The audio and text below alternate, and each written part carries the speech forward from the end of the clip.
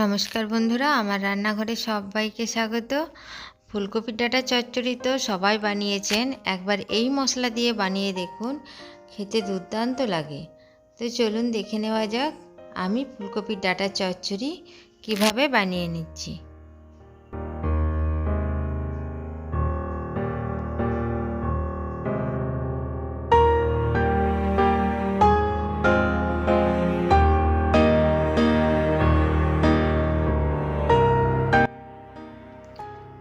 এখানে আমি বড় সাইজের একটা ফুলকপির ডাঁটা কুচিয়ে কেটে নিয়েছি। ডাঁটাগুলো শুধু দিয়েছি, শাকগুলো ফেলে দিয়েছি। এরপর এগুলো ভালো করে ধুয়ে প্রেসার কুকারে দিয়ে দিচ্ছি।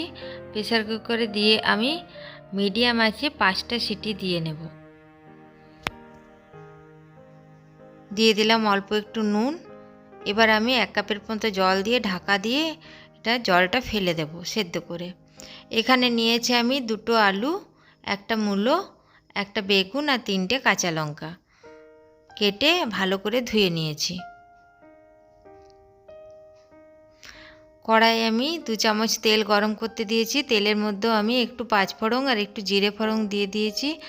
তেলের ফোড়ন আমার গরম হয়ে যাওয়ার পর আমি অল্প একটু হলুদ দিয়ে আলুগুলো দিয়ে দিলাম, আর দিয়ে দিলাম একটা কুচিয়ে কেটে রাখা পেঁয়াজ।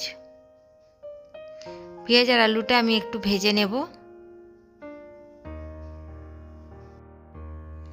একটু ভেজে নেবার পর আমি বেগুন আর মূলোটা এর মধ্যে দিয়ে দিলাম।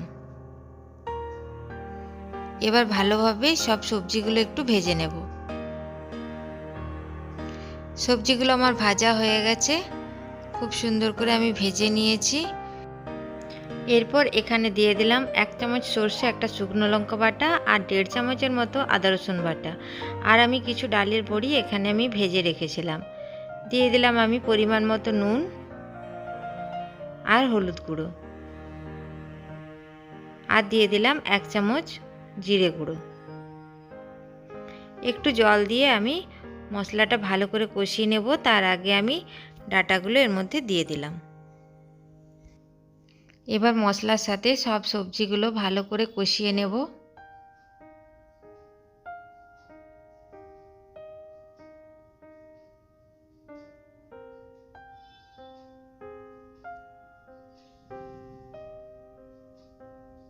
বেশ কিছুক্ষণ ধরে আমি সবজিগুলো কষিয়ে নিয়েছি মশলার সঙ্গে।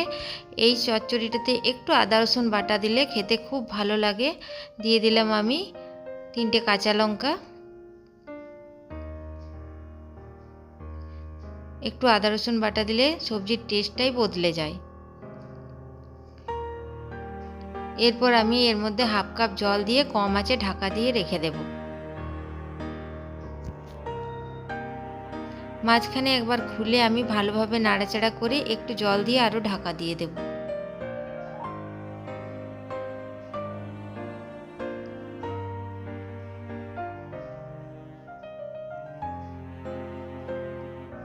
এবার ঢাকা খুলে দেখি আমার সব সবজিগুলো সেদ্ধ হয়ে গেছে। দিয়ে দিলাম ভেজে রাখা ডালের বড়ি।